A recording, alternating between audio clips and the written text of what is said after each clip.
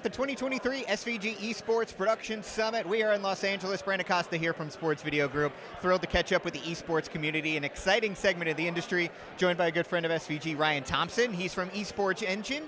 He's their co-founder and chief production officer. Ryan, thanks so much for taking the time, and thanks as always for being here and being a part of this event. Absolutely, thanks for having me. Just coming off the keynote. Glad we're here at the Mixer, and I'm looking forward to meeting everybody. Now, you gave a really nice talk on kind of what it's been like being a part of the merger of ESL and FACEIT. Obviously, big things happening there. For you being able to sit from as kind of like the middle point of bringing the two sides together, what's that project been like?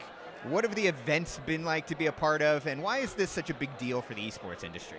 Yeah, it's been a wild year. It started off with kind of a surprise when we came together with EFG, and spent the last 6 months basically doing not only just a lot of esports events, but meeting a lot of the 1,500 person workforce that's there. When we were working at Esports Engine, we were slowly growing, and we knew what the end goal was there. And it's almost like a cheat code. We get to get there immediately at the end. The best part about it is what I'm finding is that we're finding like-minded production individuals, like-minded creatives, and at the end of the day, people who just want to make great esports.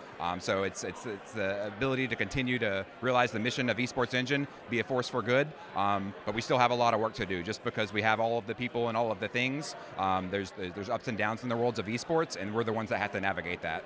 You mentioned a couple of cool events that have already gone off. You mentioned Dreamhack along the way. What are some of the events that maybe have really stood out to you as real winners, and maybe what are you looking forward to in the upcoming months? Yeah, I'll talk to a couple of them. Kind of on the keynotes we were talking about.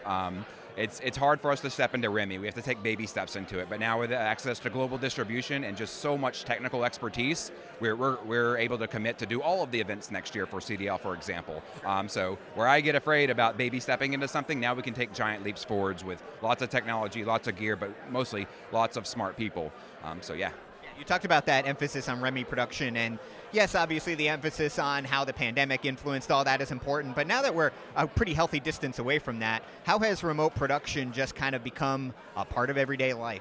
Yeah, kind of as I was mentioning, we've got lots of sound stations and lots of studios, but it's really hard for me to go to a client and say, hey, you should go spend a lot of money to build this big fancy set and then fly all the players out for a qualifier event. So again, it's about sustainability in esports. We need to have the right scale of production for the right time, and I'd rather save all of the money and make the grand championship as good as possible, but that doesn't mean that we can't be on the air leading up to it. So right scale for right time, and luckily we're in a position where we can do every scale. We have some shows that have 2 people on the crew, and we have shows that have 200. So we can do it all.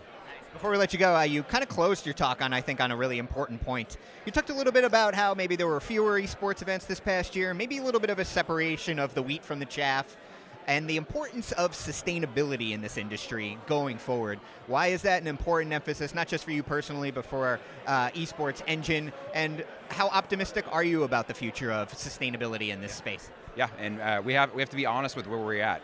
Some years are up, some years are down, but if we don't get it right, if we don't get the right scale of production, if we don't get the right size workforce, if we don't make the right recommendation to our clients, there won't be clients, right? So our mission is to be a force for good in esports. That was the mission at Esports Engine. We're carrying that forward with EFG and integrating with them. And at the end of the day, we want esports to exist. We want esports to thrive. We're only going to do that if it's sustainable. We're only going to do it if there's a business model where there's return on investment. We're only going to do it by doing it authentically with the players, with the community. So it's a tough puzzle to figure out, but when the dust settles, we're still here, and we've been figuring it out for over 20 years, and we'll continue to figure it out moving forward. Wonderful work as always, Ryan. It's always a pleasure to have you at the event. Thanks so much for the time. For more of everything going on here at the 2023 SVG Esports Production Summit, head on over to our website at sportsvideo.org.